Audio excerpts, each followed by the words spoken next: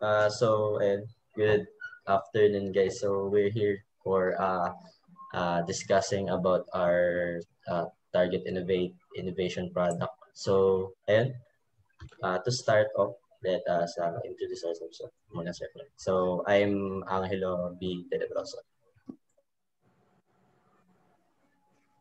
I am Luis Alfonso Danyes. I am Sheen Myers Marasigan. I'm Seth Jarl Agustin. I am Jose Luis Ni Francisco.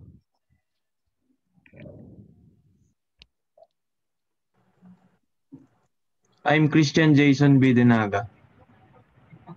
I'm Daryl Ira V. Mendoza. So to start off, we know that previously discussed on Monday, the art of innovation. Yeah, that we will take also partake in this discussion also. So we know that there are 11 steps to be considered and also be helpful enough to let us arrange or create a innovative product or in a manner of more professionally and effectively. So to start off, let us brainstorm muna about our initiated the idea of how we come up to a product, since the intended relation to our product is an economical economical approach. So anyone? I think we should start with since it's economical. I think that we should focus more on our local products. I mean, local to use local materials in making our products. Since it's economical, then we sell it uh, to the people here in our to the locals, diba? And so that's it. Actually, it can also sell on other places, not only in the Philippines, because the income will be beneficial to the Philippine economics itself, not only for the people, but also for the country. Yes.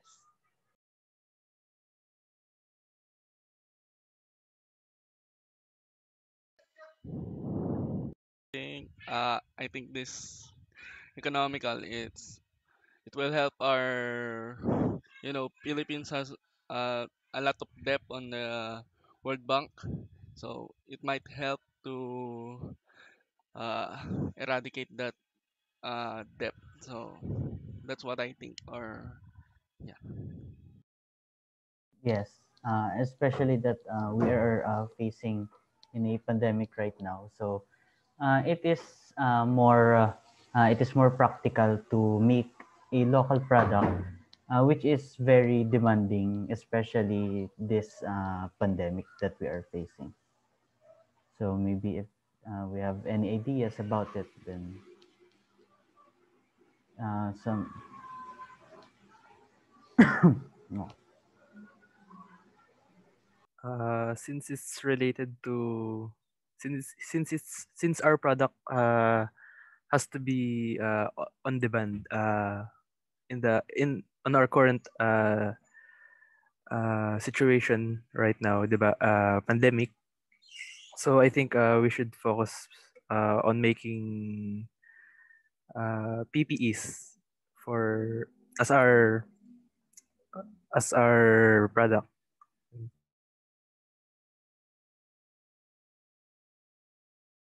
And I have a proposal. So since um, to know that the PPE that we are selling is locally made, we can make a packaging, or we can change the packaging of the PPEs from plastic to a local product that is commonly found here in the Philippines. So it may be a leaf, or any wood, that any local wood or local tree that can be used as boxes for our for the container of our PPE.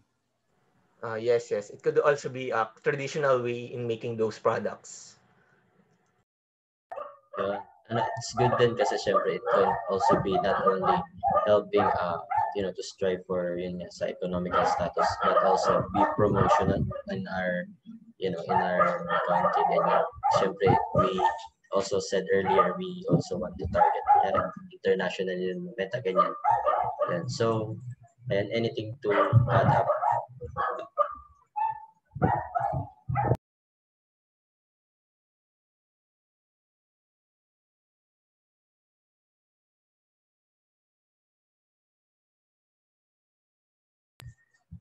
So kung may gusto mo ba kayong i-add up, Mr. Denaga and Miss Mendoza? To add, I think this packaging or boxes, as the PPE itself, it can be reusable as it is.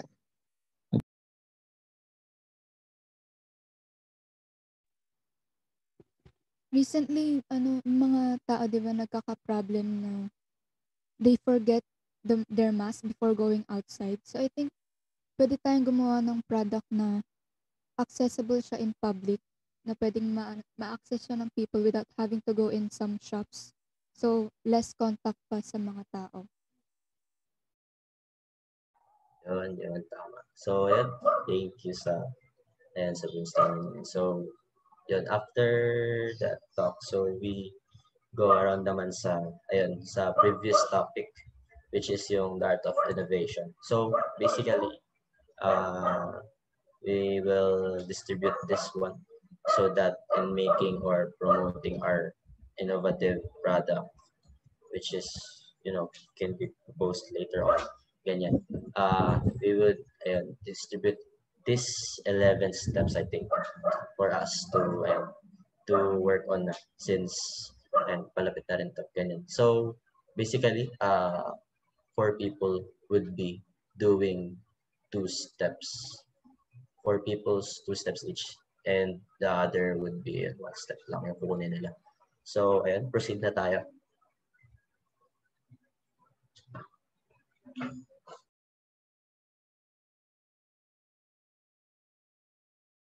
Okay, so for the first step is make meaning. So it should always be reminded that before making any product, we should always ask what is the reason or why are we making this product. So in relation to our discussed product, which is the vending machine, and the inside of it is the PPE, we are trying to make this product in order for us to just like what Miss Mendoza previously mentioned, it reduces contact tracing, and as well as another example is the packaging. So by using the local products in our by using the local products as the packaging of the PPE, it can help increase the growth of our economy, and as well as give a distinctive trademark that this this vending machine is that this vending machine came from the Philippines.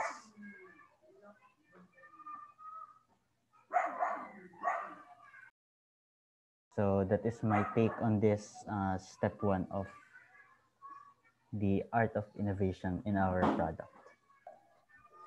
Nice. So next up.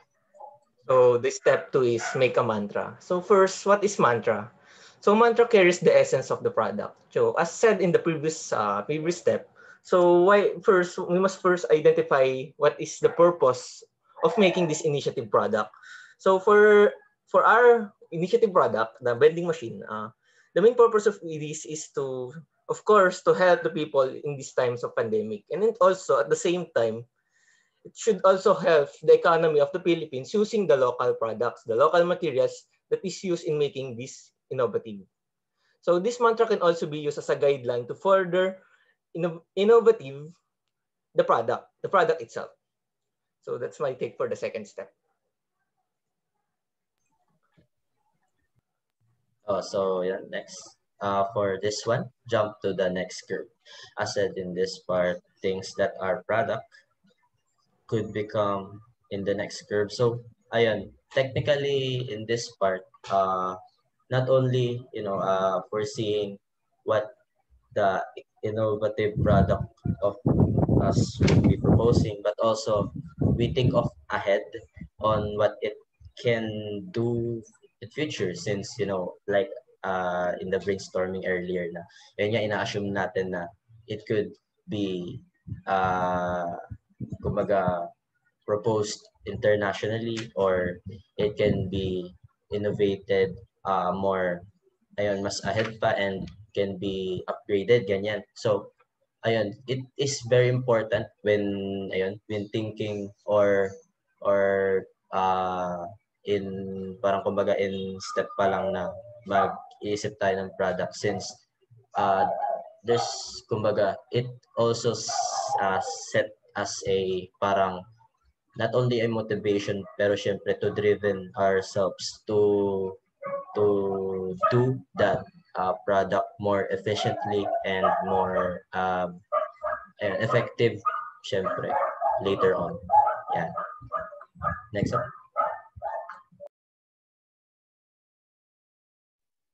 And so sa number 4, roll the dice. Yung it is the qualities that our innovative products must have nga, diba? So sa deep, kailangan alam natin na as an innovation, kailangan may bagong features and functionalities tayong ipakilala sa mga tao. And we have to adapt din sa problems like the pandemic nga na we're facing recently. So we have to be intelligent about it. We also have to know our intentions as to why we pick that innovative product. We have to know the totality of it. Kaya kailangan complete din siya. And empowering and elegant, as we're focused on the economical benefit of it, I think we can include to promote our culture, our country, ganun.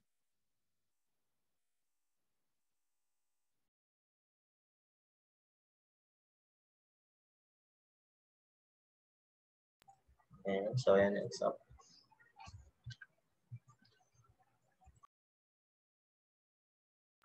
So ayun, number 5. So don't worry, be crappy. So as said here, kumbaga dito sa don't worry, be crappy, it only targets kumbaga in the process of making the innovative product. We should kumbaga ready ourselves, our mindsets of course to dun sa set goal natin of course. Kumbaga yun nga rin yung sense which is we do brainstorming, generally at first, generally thinking, kumbaga wag mo na masyadong overthinking or being specific since on that way we could target those flaws that may be problem later on ganyan. So basically don't worry, be crappy. Let's just see this as a motivation or caution ganyan. Of course in partaking the steps to lead us to our innovative product be successful ganyan to be proposed. Yeah.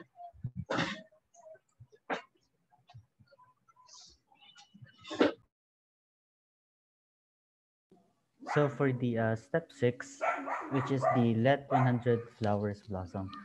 So in this part, for example, a flower would not blossom nor bloom if without its pollen or the if without its pollen. So this means that there is an interaction between the flower and the pollen in order for it to grow. So in relation to our product, uh, we should always be open with the criticisms made by the consumers. So our product will never be successful if we are not open to them, or we are not satisfying the needs of our target consumers. So as the saying goes, the demand for people will always grow and will always be different as time passes by. So as we hear their criticisms, it is up to us to innovate our product. So for example, our vending machine, if um, if uh, if there are concerns in the vending machines, for example, there are insufficient PPEs contained inside. So in our next innovation, we have to increase the number of the PPEs inside. And also, as well as we can also increase the number of vending machines located in every part of, for example, in the Philippines or in other countries. So our innovation will always depend on the demand of our target consumers. So that is my take for step 6. Step 7. Polarize people. As the statement says, great products polarize people. And polarizing people starts from the ones who provide the local raw materials. And when the product becomes popular, it separates the people into who will it support the product and who will not.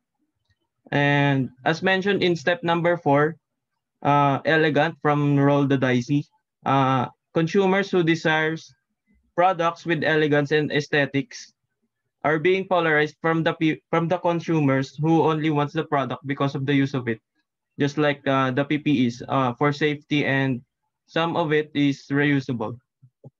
That's all.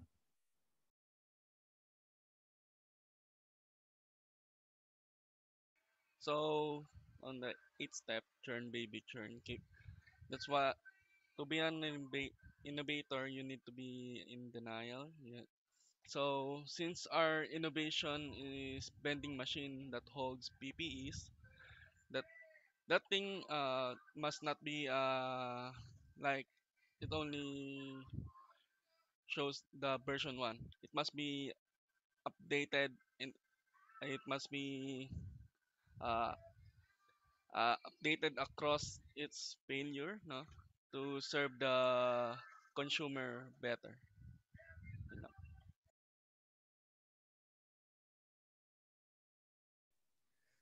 So the next step is niche thyself. So it says here that great innovators should strive for valuable and unique products. So I think for our product, which is PPEs, I think that since we're going to make it unique, we could use a local products to make our PPEs, and to make it more we could also make it more appealing, just as stated in step number 4, elegance, right? So next. And so, just to add up lang din Mhm. sa niche Daiso. Di ba nga sabi, valuable and unique. I think our product naman is valuable since we target PPEs to be our innovative product na nakalagay sa vending machine since it's pandemic, and also unique enough since we are used to vending machines na halimbawa yung sa Mapua, laman, mga ganyan, inumin, mga ganun. Diba? So we are adjusting and coping up to the idea na we are in a pandemic today. So we use this para ay maging container ganyan ang target natin ng product. Mhm. Mm. Yeah, I agree with you with that. Since it's right, it's our time right now is we are naano tayo ng pandemic pandemya. So our product is very relevant to our time today. Yeah. So next, perfect your pitch. So give a great first impression towards your clients or audiences. So just as stated in step number 2, so we can make our product more sabihin natin we can advertise our product by using mantras, right? Like supporting locals, the mantra, right? So another thing is we could customize our PPEs, like for example, putting our label, or um, we could put what do you call that logo. We could put our right our logos to make it more appealing to our clients and customers. So that's all.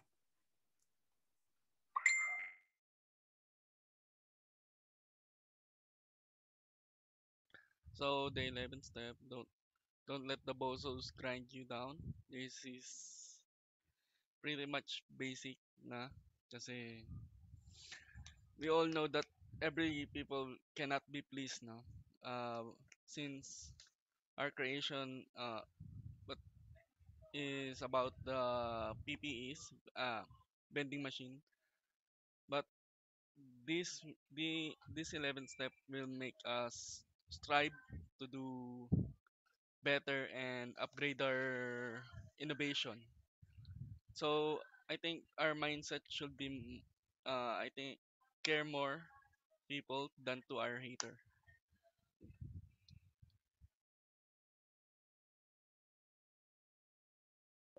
Yeah, so ayun, thank you guys for the takes tsaka thoughts out of that uh, topic steps. Yan. So basically, as discussed nga natin previous days and finalizing our innovative product, which we come up into a vending machine that contains PPEs.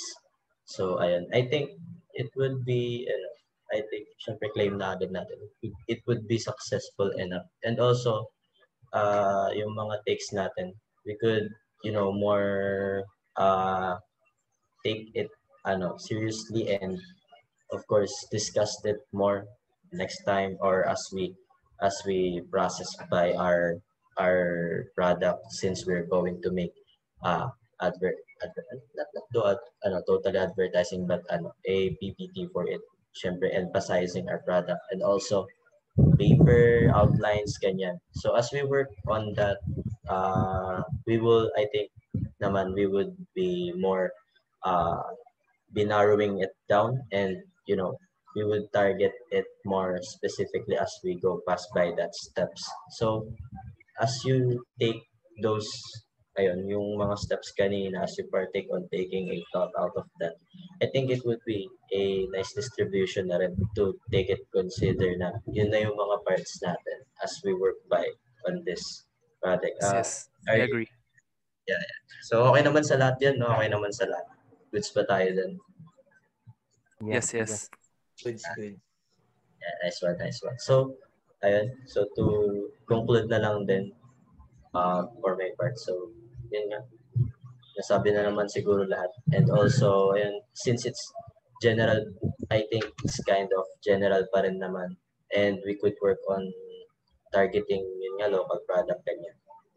Ayun, anything in your mind pa ba, or you want to share about? Yan, bago tayo pumunta sa reminders, ganyan. May mga final thoughts pa ba kayo?